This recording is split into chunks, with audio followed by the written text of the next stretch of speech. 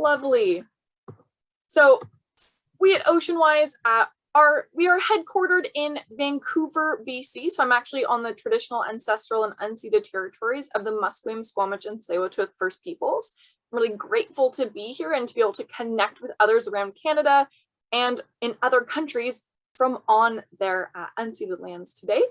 And I want to introduce you a little bit to OceanWise before we dive in and I tell you more about us. So hopefully you will be able to hear the sound here. I'll turn it down so it's not crazy. It's time to take immediate action to clean up polluting plastics. Many of the corals we surveyed were already dead. Canada's fish stocks critically depleted. Temperatures have been rising across the north. Trash coming from humans. Entire ecosystems are collapsing. Plastic bags found inside the whale. Plastic nightmare. This situation has left many feeling powerless.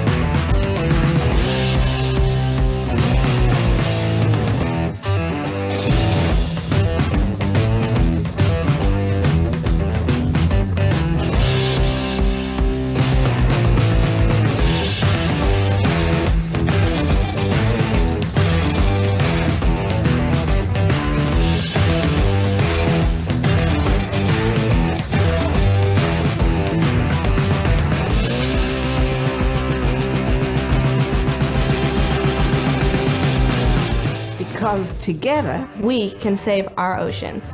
Join us.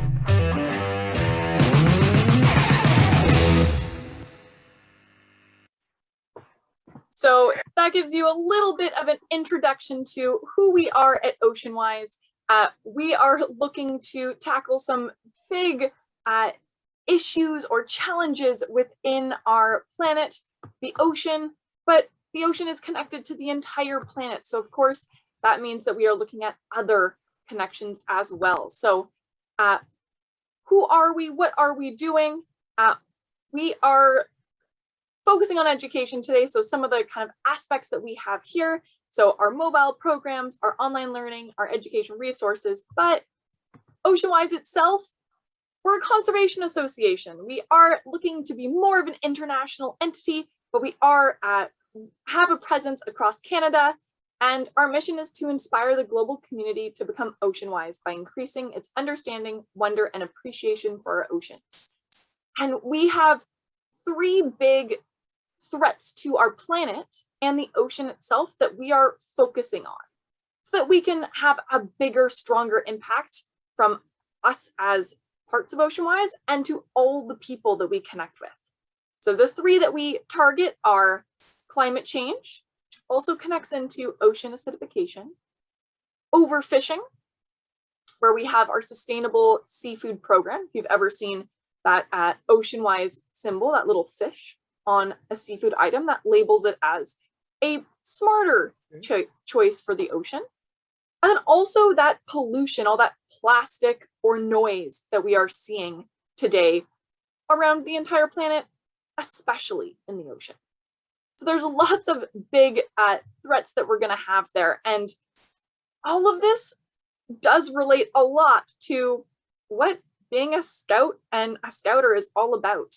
You know, learning about the wonderful world that we have and ways that we can learn more and protect it. So I'm going to go through today and share some of what I know being at OceanWise, some of the resources that we have to help scouts and scouters in going on that journey and answer any of your questions about ocean topics or what OceanWise does, anything like that.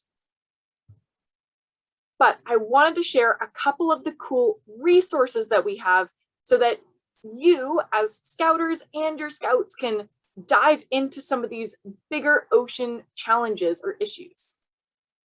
One of those is actually we have these online education kits. Pretty much what it is a resource that you can have lesson plans and activities that all relate to a central theme. So that's going to be, we have an ocean plastics one that connects really well to shoreline cleanups, or that talk of that impact on land and water of the plastics we use every day. We have one on seafood and how that can impact both folks near the ocean, but also all over Canada, no matter where you are. And our Ocean Watch education kit, which is kind of a cool case study on how sound, which if you didn't hear, just got named Canada's newest UNESCO biosphere region. So a really cool special place to look into more and explore the ocean and its connection to land. So you can see here, this is what our plastic education kit might look like, with some great worksheets, activities, and that one has different target grades, different ages for each of those kits. So lots to explore with scouts. So just an example of one here. We do have a lot of BC provincial curriculum connections. So that does kind of tie through a lot of the other provinces, hopefully as much as possible. But it's connecting back to a lot of the ocean literacy principles, which are just general principles of learning about the ocean and its effect on the entire planet. So that's affecting land, that's affecting water, no matter where you live, and kind of getting that connection for scouts. If you want to do something more online or have something that you're pulling from to do in person, not sure how many you were able to do in person things this year, we have some wonderful online ocean literacy courses. And these are focusing a lot on learning about different ecosystems within marine environments, as well as how to be stewards and protect our oceans, our lakes, our rivers, and the land that we have. So there's courses where kids can learn more, as well as lots of activities and connecting resources for different topics. So say you want to learn a bunch about coral reefs, right? There are some really great lessons that connect right to there, even resources that you can take from there to utilize. We've got a nice collection of resources there. And those are all tied into the Sustainable Development Goals, as well as the ocean literacy principles as well. So lots of great ways to tie in. This is what one of them might look like. So you can see we have different kind of lesson plans or themes, and then we have lots of resources, videos. They can even post on the blogs or the discussion pages to share some of what they've been learning with other students as well. You can even earn virtual badges. I'm sorry, they're not physical ones, but they can earn virtual badges as you dive into those too. But one of the really cool resources I think is fun, I know a lot of you have been doing virtual a lot this past year or so, but this is kind of a cool recorded program that we have that might be fun to do in person with a little bit of the ocean if you're not near it. So I'll show you just this intro video here from this Art of Experimental Design that we did at the Vancouver Aquarium last year. Hi, my name is Jonathan Holtquist, and I'm a teacher with the Vancouver School Board. I teach science at Tupper Secondary. We're all born with a natural curiosity. And what we want to do in science is we want to nurture that curiosity. And we want to nurture that with the scientific method. The scientific method is what gives scientists the rigor to be able to have confidence in their conclusions. We're here at the Vancouver Aquarium with our friends so that we can learn about the scientific method and learn how to nurture that curiosity that we all have looking at ocean creatures. So why don't you come join me now? We'll head over to the wet lab. We'll learn all about the art of experimental design.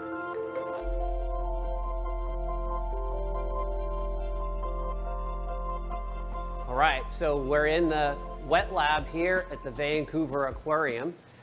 The wet lab is where we have all the creatures that we're going to do our experiments with today. And our educator, Daphne, is going to introduce us to all of those creatures right now. Hi everyone, thanks for joining us here in the wet lab. I'll stop it there. You don't need to hear me talk even more. But this is a really cool program where we have different recorded sections where you can go through the art of experimental design, or just kind of inquiry thinking about what might happen if you have an ocean animal and you want to ask a question. So in this case, we looked at the question, how does a sea urchin eat? Or how does a hermit crab eat? And we will dive into what reactions we get. You'll get to see the video of how those animals react to different foods, go through the process of thinking of why these animals are reacting how they are. It's kind of a fun way to dive into some of that inquiry as a useful resource if you need to do something more virtual this year. But there's so many great opportunities for youth if you're looking for something for Scouts to do outside as well. So if you have anyone who's really, really interested in getting engaged with ocean opportunities within Scouts, if they're really interested in giving back to their community from a lot of those engagement pieces that you all do, there's even bigger components that they could do with OceanWise through our Youth to Sea program would be more of the target age group. It's about 15 to 18, I think, is the main ages that are targeted for that. And it's a great way to get some volunteer hours and really connect with youth all over the country and give back and target some of those challenges that the oceans are having. But within our education department, we've got lots of resources. We took a little gander into some of the virtual ones. We also have some programs as well, like our virtual aqua classes, our virtual aqua school, which is more of a multi-part program. And we also have our aqua kits, which are a physical tactile kit that can sometimes get sent out for you to use props or artifacts with your scouters or scouts. So we have 2 boxes right now that hopefully will be able to get sent out within COVID restrictions. And they're going to have different school replicas, lesson plans, ways to really use those artifacts you might not have access to otherwise. So it's kind of a cool tactile component to have for programs. And then we also have our virtual aqua classes, which has anyone participated in any of our virtual aqua classes before? We did quite a few for Scouts last year. They're a fun 45-minute program where we can deep dive into an ocean conservation topic with your group, have lots of time for inquiry, questions and answers, and connect to whatever badges or lessons you're looking to connect with. This year we have some new program offerings as well. So we have one that I'll mention quickly here about whales along the west coast of BC, our Poop Drones and Hydrophones program. And that's going to kind of target connecting as a scientist, so kind of connecting to that career-based opportunity. We have another one with Emerald Sea, where we're actually utilizing PowerPoint and some other programs to create a more interactive space where you can, as a group, create an ecosystem, look at the interactions there, and build on that. Even talk about the connections from the ocean back to land and how our food choices might impact those ecosystems. And we also are going to have a program geared towards the younger Scouts, maybe some cubs, that is going to be a mystery on a coral reef. So it's just about ready to launch, but it's going to be a fun mystery of figuring out who is the savior of the reef. And I'll give you a little spoiler. It's sharks. So we've got a nice shark connection there for all those kids that I know love all those teeth. We've been utilizing some really fun ways to make online more interactive this year, including which I know sounds really silly, but is actually, it's a software that you can use to be more interactive. You can have your slides next to you. You can move yourself around as you're programming. You can make yourself big or small. You can have lots of filters. It's been something that we've been having a lot of fun with this year that might be fun for you to look into as well if you are unfortunately doing any virtual this year. But we are also, I'm sure as you are, trying to find ways to make things more interactive online and also incorporate more senses. It can be really boring online sometimes. So thinking of how we can be tactile, touching things at home, listening to things is really cool. And one way we're looking into doing that is to looking at noise pollution and listening to some whales. So I'll see if you can figure out who we are listening to in this.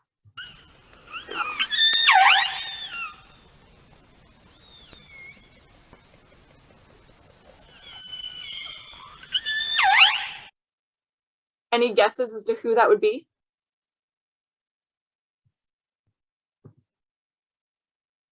Yeah, it does sound like dolphins. It's actually the biggest dolphin in the world. Anybody know what the biggest dolphin in the world is? We have them right here in BC.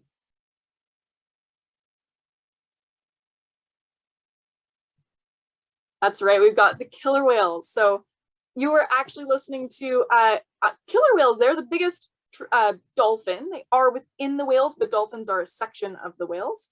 And so here, this is part of one of our new programs, that Poop Drones and Hydrophones, where we're looking at the sounds that these whales are making, the different calls they have, how, you know, they're really social and they have different things that they're saying to their friends, just like we do too.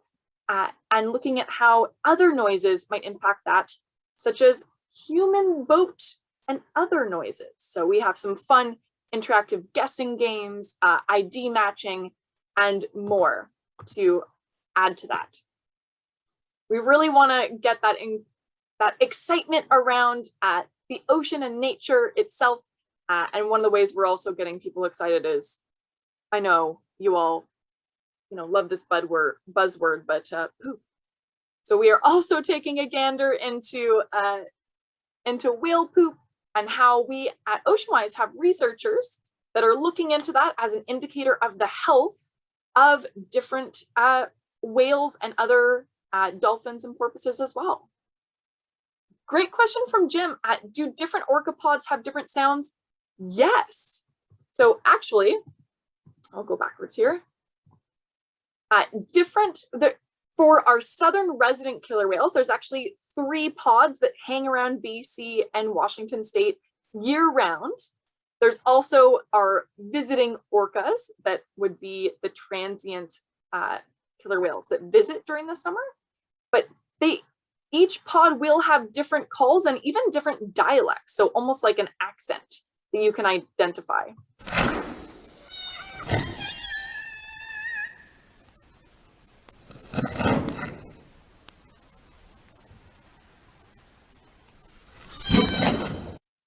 So that last one you just heard is actually from some transients that were hunting.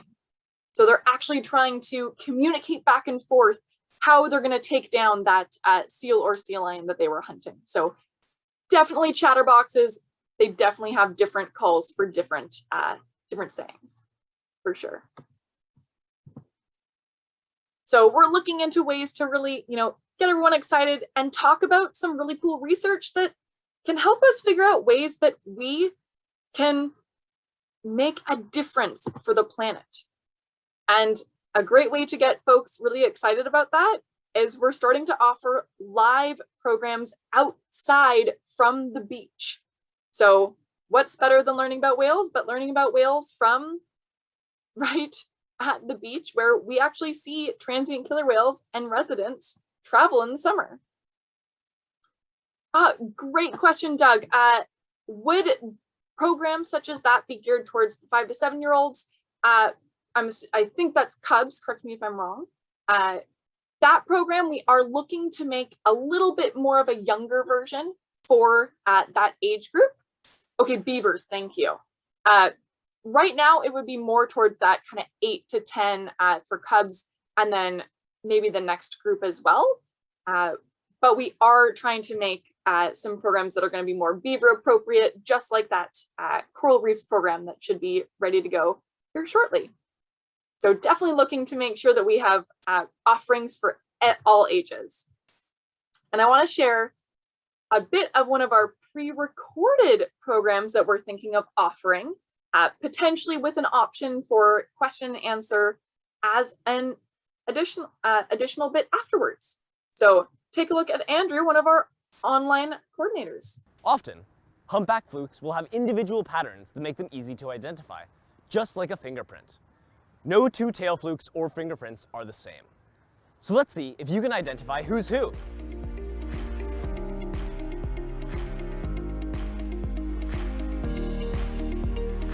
Can you identify who's who? All right, which one do we think is gator? A, B, or C? You can share in the chat. It's B. You can tell by the white tips on the edge of the fluke. So which one is dragon face?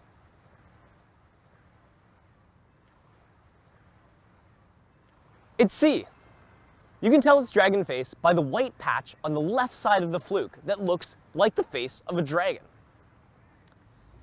And that leaves us with Wally as A, and you can see the two dots that look like eyes.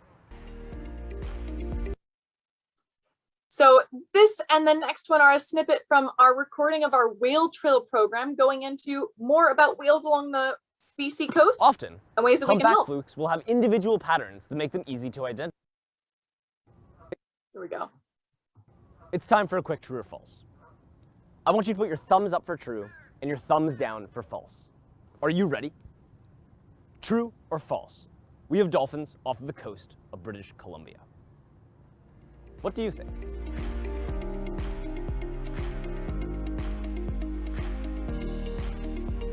And the answer is true.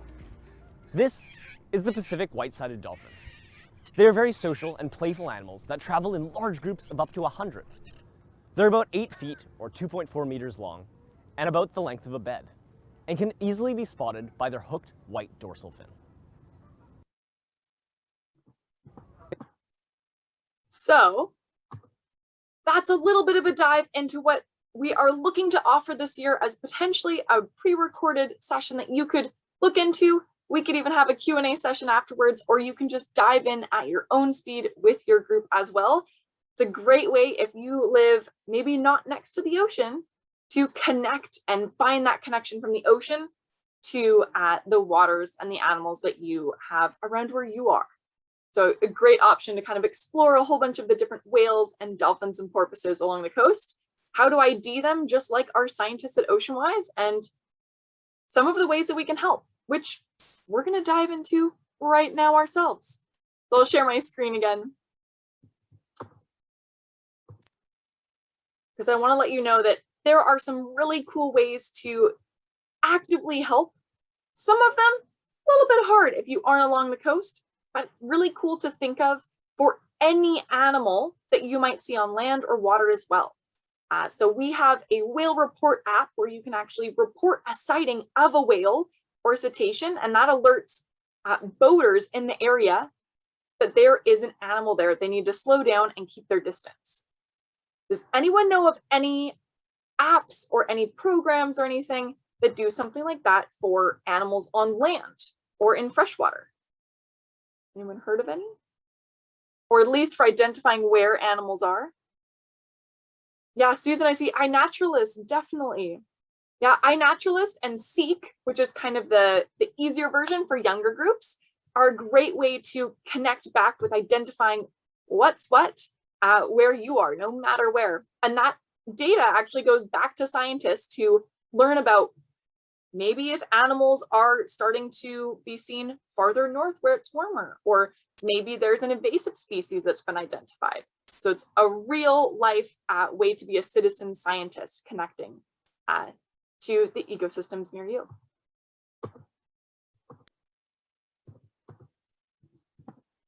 But no matter what the wild animal is, I'm sure we all talk a lot about keeping our distance from wildlife. So here in BC, for whales and cetaceans in particular, we have some guidelines for how far you should be from a wild animal. So here you can see about 100 meters from most whale corpses and dolphins, but especially 200 meters if there's a calf or if they're resting. Make sure that that noise pollution is not going to cause any problems for those animals. They don't get extra stressed. Our researchers, they're actually looking at the poop of those animals to see how stressed they are. They can actually measure that stress level from their poop. Real science, who would have thought? Does anyone know how far you should stay away from other wild animals? Maybe some on land. Any ideas? There's some other kind of easy to remember distances.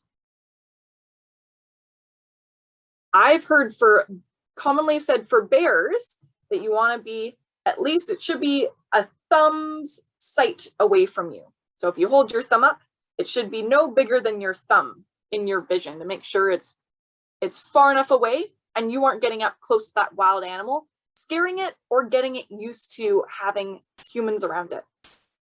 Oh, Angela, great question. What happens if they come up to you? So if you do have a bear come up to you, usually you would try and get really big, say, hey bear, make sure that that animal is aware that you're there.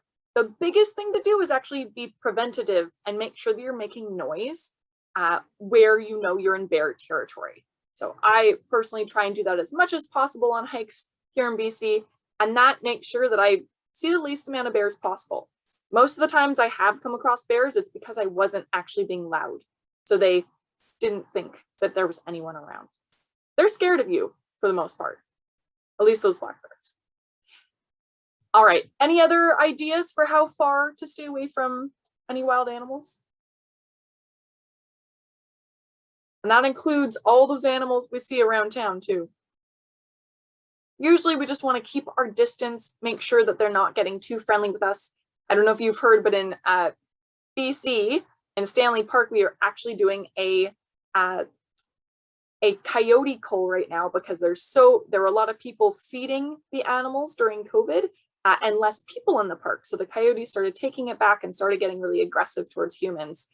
But a lot of that was our own fault, right? So that same lesson that I'm sure you give scouts all the time of, making sure that we're not leaving anything behind, no garbage, but also no food, right? Making sure that food gets somewhere that it's contained. All right, but there's so many things that we can explore to connect to all of these great actions. And there's amazing things that we can do to help. So with OceanWise, we've got lots of actions, programs, ways to learn more about the ocean and how it impacts our lives no matter where we are. But 3 really cool programs we have are, who here has heard of the Great Canadian Shoreline Cleanup? Anyone?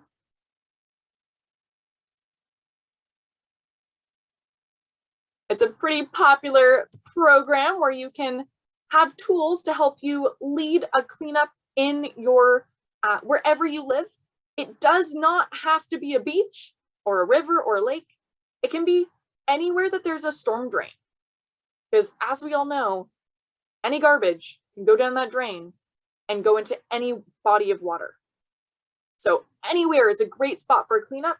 The Great Canadian Shoreline Cleanup website does have suggestions of places that haven't been cleaned up in a while. And they also have great cards where you can keep track of what you're picking up, send it to the website after your cleanup, and that data gets used in for government and politics, for putting in waste reduction strategies, for reducing single-use plastics in your area. I know that in Vancouver, they've used it for banning smoking in certain parks and things, as well as banning styrofoam for use as single-use items. Awesome. It sounds like lots of you have some great shoreline cleanup programs around you. Doug, yeah, any lake, anywhere there's a drain. So pretty much anywhere, because no matter where you are on land, that garbage can travel to a drain or rivers or lakes. So anywhere is a great spot. A lot of the time I'll get kids in school saying, hey, but I don't live near water. Well, there's a drain right out on your playground. That's a great place to clean up. So lots of ways to get involved and connect to the ocean from wherever you are. Another great one is our Oceanwise Sustainable Seafood Program that I mentioned at the beginning. Just being aware of what labels are out there for sustainability. One of those can be seafood and looking for that Oceanwise fish symbol. But another one we have is our Be Plastic Wise campaign, where you can challenge yourself to different ways to reduce plastic. So I have a bit of a challenge for you here. Can you find anything plastic that you are using or wearing right now? You can share some things that you notice in the chat. So wearing anything plastic?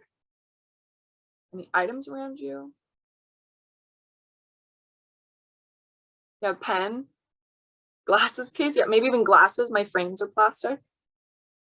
Oh yeah, coffee cup, pens, hair clips. Yeah, tumbler, scissors, definitely. My zipper, my watch, even some clothing items. Yeah, fleece vest would also be made of plastic. There's so many items. So we're not going to get rid of plastic.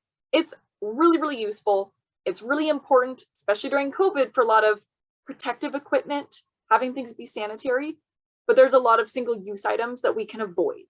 And so our Be Plastic Wise campaign is targeting those single-use plastic items to minimize our impact while we use plastic. So through that program, there are some things you can sign up for, challenges you can sign up for, but there's also instructions on how to do a plastic audit at home. So you can actually, with the help of adults, scouts can actually go through their garbage at home with protective equipment and supervision and things, but to just kind of see, what are they throwing away? You could also do it through recycling, to just say, hey, what kinds of plastics, or what are we putting in our recycling? Is it actually recyclable in our area? What is recyclable where we live? And really kind of get down to that nitty gritty, which also connects really well to that shoreline cleanup in, how we can minimize what's getting on our land and water. So some great resources on our Be Plastic Wise website as well. There's so many things out there. I know I've said a lot. I know that you have inquiries about the ocean in general and everything like that. So I want lots of time for questions. But if you're looking to stay connected, learn more about the ocean, Oceanwise, or our resources that we have, you can follow us on Twitter at OceanwiseEDU, or you can join us on education.ocean.org. So I'll put that in the chat, but like I say, I'd love to open it up for any questions or anything like that you all have. Thank you so much.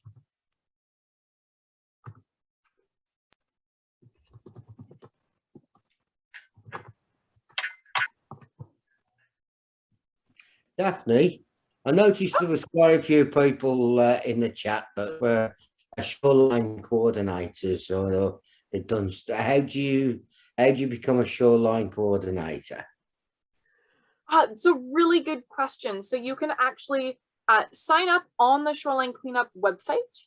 I believe it's just shorelinecleanup.ca. Correct me if I'm wrong. And you can sign up. There's resources on there on instructions on how to be a coordinator and lead one. You can choose to have a public or a private one. Right now, especially with COVID, definitely be careful about the restrictions in your area. I know that actually this week is International Shoreline Cleanup Week. So great reason to get out and do a cleanup, but also there's COVID happening. So make sure that you're within your size. So if it needs to be private, so it's just your own group, keep it under whatever the restriction is. That's a great way to go. If times are a little bit easier, you can have a public one and invite lots of other folks to join in. Awesome. Susan, great question. For the education kits, is there cost associated? All of the virtual kits, so the seafood ed kit, the plastic ed kit, and the How Sound ed kit are all, or Ocean Watch one, they're all free. So I'll actually share that that link in just a minute. I'll pull it for you. But those are all free to use. You can download the kit and use it as you please.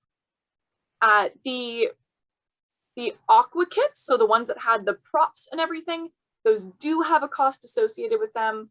I can't remember exactly how much it is, but the biggest, it's variable because of cost of shipping is the biggest piece. So what we usually do is you can inquire and we can do an assessment of how expensive it would be to send it out, and we can let you know that before we commit to anything like that, for sure. Yeah. Oh, for online resources. So yeah, so if you wanted to do, say, the recorded program to present to your youth, you can definitely just use it. We're hoping to get that on our website soon. There'll be a small cost associated, but it'll be more affordable than our live interactive programs with our educators, such as myself, because there's not that same back and forth. So that one, it would just be a download. You pay for it and then you get a download link. That one's not quite set up yet. And then for the Aqua classes and things like that, they are $100 for 45 minutes. And we have artifacts that we have lots of time for back and forth, inquiry, engagement. The Scouters can ask, what's really on their mind. And we're always connecting back to a conservation message. So we had that climate change, plastics and pollution, and overfishing as those three main ones that we were focusing on. If you always have one that you're trying to connect to, we might be able to connect to that one specifically, but each program has at least one that it connects back to with applicable actions that you can do in your community. And I'll put some links in here in just a minute. I know I didn't go into that much information about any of the ecosystems, but if you have questions about the ocean or any of the aspects that we might cover in programs, you're welcome to let me know, or any badges that you'd like to connect to. I'd love to hear which ones you like to connect to.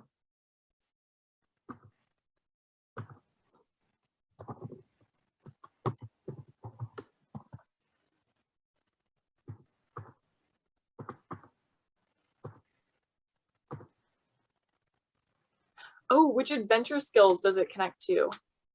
I would say a lot of outdoor kind of wilderness respect, but also I'd say a lot of the kind of garbage, leave no trace, I would say would be a big connection, as well as just general kind of biodiversity and understanding where you are and the environment that you're in.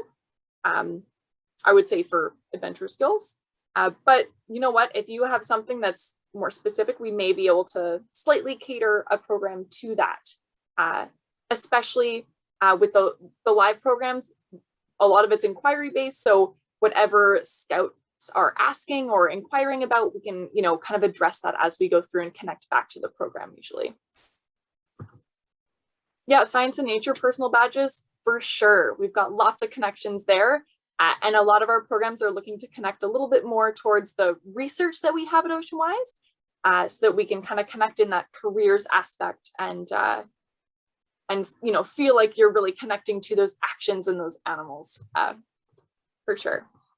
I want to put in Daphne, yeah, I'm just gonna they're asking about outdoor adventure skill badges. Mm-hmm. So I am unless you are familiar, but I'm just gonna touch base on this. So I would say for your weekly challenge skills session, please stay tuned to that, because they'll explore what is possible with this particular challenge, because it is making waves. If you read your Scouter guide, there's a possibility you might be building some boats. From there, you can touch on your sailing skills. There's lots of safety, and we can go on, but I want to save that for that particular session. As far as OceanWise, I would say more or less you're working on your skills for sustainability badges and touching on life below water. And we And there's lots of possibilities with that with OceanWise, which is why we've partnered with them quite a bit with this particular badge, just because there's some really cool and fun things. And Daphne, thank you so much for highlighting that shoreline cleanup. That's something we do. And a lot of our groups do participate, and it doesn't matter if we're on or near an ocean, we're near drains. So we all do that. So I'm hoping that answered. Oh, and see, there's lots of suggestions coming up, paddling, there's lots of things. So I'm hoping that helped answer some of that for you, Susan. So I would suggest please stay tuned and come to the week 1 of the skills challenge sessions, okay? Awesome. And I'm going to just put in a link here for those online education kits. We are in development of some new versions. I'm not sure exactly how soon they'll come out, but we at least have those 3 for now, which will be great connecting to a lot of those badges for sure, especially since there's lots of actionable connections in there. But here, I'll share my slide one more time with those badges in there. There was a request for that. So there you can see some of those suggestions of some of the wilderness ones, science, and yeah, sustainability is definitely a good connection there too.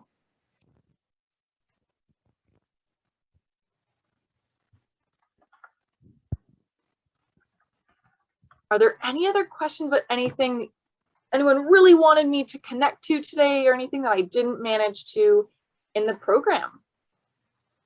Thought I'd leave it up to questions to really connect with.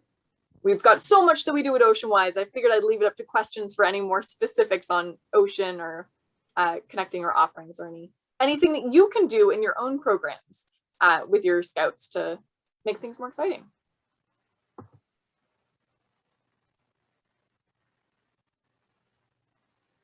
Awesome. Cool. I think that most of you have gotten the badges. I'll unshare that. And I will say that one of my favorite things to do while programming is to try and just move as much as possible. Actually, question first though, before I go into this. Who here is going to be able to do group meetings in person this year? Raise your hand. You can let me know in the chat. Awesome. Okay, that's really good to see. So some of you, yes, at least for now. Very cool. That's amazing. I really hope that you all get outside and you can do those shoreline cleanups or any of those other actions. If you do end up needing some of the virtual stuff, or even in person, I will say, especially for those younger grades, one of my favorite things to do in any sort of program or group setting is to do a little bit of charades or acting out. So maybe we're talking about garbage that day. Well, maybe we're acting out being a bear, and we're acting out being that bear with our bodies. We're walking. One can walk like a bear. And think about that life as a bear. It's looking for that salmon or that fish, looking for some berries. It's going about and, oh, what does it find? Oh, that darn garbage bag. What are we gonna do? And kind of make everything into a life-wise active story that we can create to connect back to whatever that connecting program or resource is. Yeah, a lot of online Zoom when the weather's bad. Yeah, that definitely makes sense. Well, if you're looking for some cool inspiration or anything like that, we also have lots of fun videos and some past recorded programs on our YouTube for our OceanWise YouTube, which has some fun connections for different sustainability aspects or conservation connections, which can be fun to incorporate if you're looking into shoreline cleanup, maybe a little video on that, or if you're looking into whales, there's lots of videos on there that can connect in that you can utilize for free. And then if there's more questions, you can always book an aqua class with us and we can talk in person and explore and maybe do some drawing some of those animals and talking about their needs and the actions we can do to really help them and make a difference for animals all over. Awesome, I'll leave it open for a few more questions. Anyone's got anything?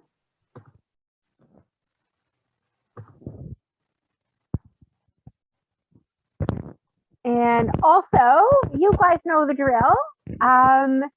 We'd love to hear your feedback, and any ideas, suggestions, thoughts for other partners is also part of the feedback survey. So thank you everybody for attending.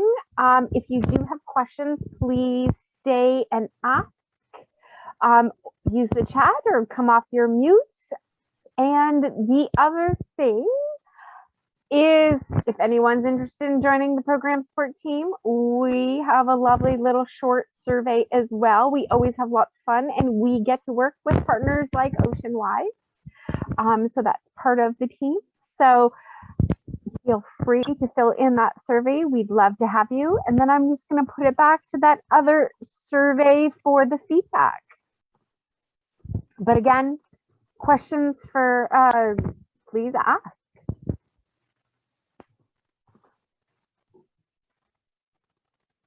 I will put that into the chat, Jim, no problem. Awesome. Well, I have one last activity that I think we can do before we head out, if that works. This is one of my favorite things to start or end a program with, to kind of get us connected back to things that we can do or things that we already do that help the land, water, and ocean. So if everyone can show 5 fingers, you don't have to show it virtually. You can just do it yourself at home. So what we're going to do is I'm going to say something that I'm trying to do to have a smaller impact on the planet. And if you also do that, you take away a finger. All right. So I have a water bottle that I wash and reuse every day. You have one that you wash and reuse, you take away a finger. Who has containers that they wash and reuse for snacks, lunch, leftovers, maybe in non-COVID times for takeout food? Who ever has used secondhand clothing? Maybe you've gotten hand-me-downs from someone. Maybe you've bought used clothing to reduce your impact. You've done that? Take away a finger. Who likes to learn more? Maybe check out some resources, learn more about the ocean, our land and water, and how we can protect it. Take away a finger if you've done that. And then last but not least, one of the most impactful actions we can do, who likes to share what they know with others? The more that we can share the actions that we're doing and that we want to do with others, the more we can make a difference together. So thank you all so much for joining me today. Let me know if you have another last question, but otherwise, thanks so much for having me today, everyone.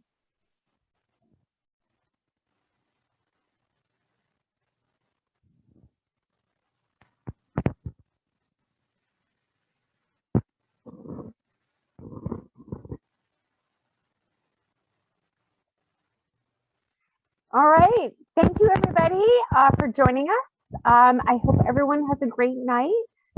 And hopefully we see you on Wednesday, Thursday, and Friday. Wednesday for the first skills session, Thursday for Scouter Mug Up, and Friday is Explore by the Seat of Your Pants. And then again on Monday is week 1, skill session. So thanks, everybody, and have a great night. I have a couple interesting things to show at the Scout Mug Up this week. Some old books I found. Susan, if you're still there, I'll get you the link for the Explore by the Seat of Your Pants. And Wednesday, okay, Wednesday is the Zoom. So I'll pop that into the chat as well. I already registered. Perfect. Of course you did, Jim. We love seeing you. I'm pretty sure I just heard Jim say on Thursday that he's going to run one of the breakout rooms for the mug ups, something to do with some information and books he has to share with people. You want some interesting trivia? The necker I'm wearing right now is from my last scout troop in the late 60s, first Oakville, Manitoba. And still doing pretty good after 55 years plus. It does look pretty good, Jim. Yeah. And my apologies, Susan, if you're still there for taking so long. I've got to get that link for you. It's this session. Okay.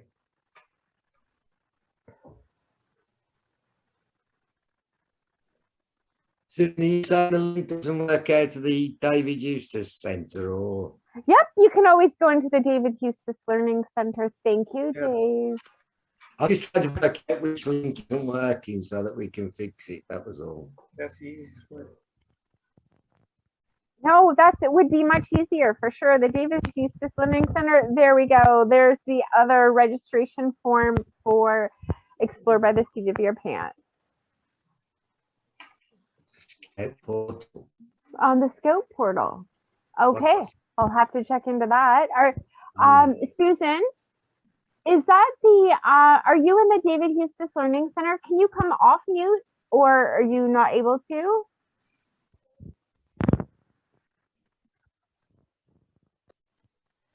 Okay, that's okay. I'm just I'm going in. I will go in and check that. Oh, it's a learning center. Okay. Good to Yeah. know. That is good to know. I will check in there. Was that for the Wednesday and the Friday session? You're not able to register at all in there, or is it just for one particular session, Susan?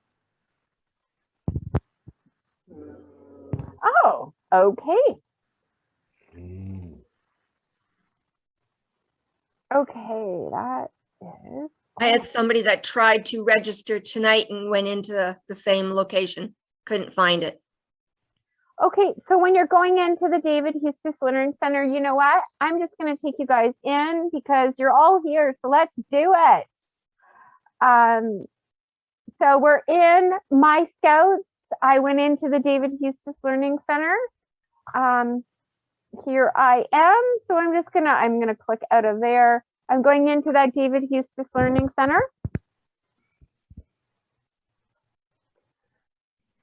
And then it pops up. Around the World in 60 Days. You can enroll now if you have not done so. But for me, I just clicked this Around the World in 60 Days, and up comes upcoming for this week. So if I hit Oceanwise, I can register. And that will pop up. You just have to hit your information. And then Explore by the Seat of Your Pants is right there, and then you just fill in that lovely registration request as well, and then a link will be sent to you. So it looks like it's working from my end, which always is, may not say everything. So Susan, please try again, and if not, please let me know. Does anyone have any questions about how to do that? The other way you can access more of those session topics, of course, is to hit that lovely session topics at the beginning or at the top of the portal, and up will come a list of all those sessions. So if you missed one, for example, the Fall Challenge Info session, you can access the recording right there. Also for our group commissioners, because I know there's a few. So Jane, if you hit that group support sessions, you can access some of them as well. So you can register this way as well. So if you wanted to register this way for Oceanwise, you would just hit register now. The other way you can do it is that calendar. So it just shows you everything that's going on in calendar view. So however you like to see your information, you're able to access that. So again, Explore by the Seat of Your Pants. You just hit the register right there. If you want more information, you just click the more and off you go. So I'm hoping that was helpful. So I'm just checking the registration link. Okay, yes, please do. And please try again. Susan, I will, are you wanting to register for, can I access the TikTok video? Oh, the geez, Louise, Jane. I was like, TikTok, what are you talking about? Yes, you absolutely can. It's on there.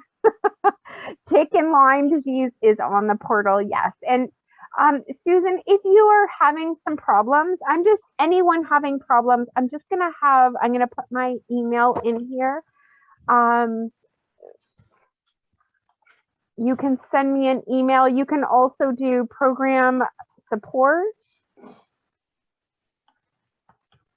at scouts.ca, and any of us can help you with that as well. So if you're having any problems with that, email those two. One of them, the program support, will get you more programs, more support managers having a look. So if we can help, we will. Oh, so that is odd because Susan, when I hit it, it does. So that is odd. So I will, I'm going to check into you. Okay. Maybe it's just something funny with the portal. I just don't know what that is. It doesn't work on your phone, I can tell you that for nothing. Okay. All right, so there you go. If you're registering by your phone, then it might not work. So, all right. So super duper. Is anyone else I can help at all?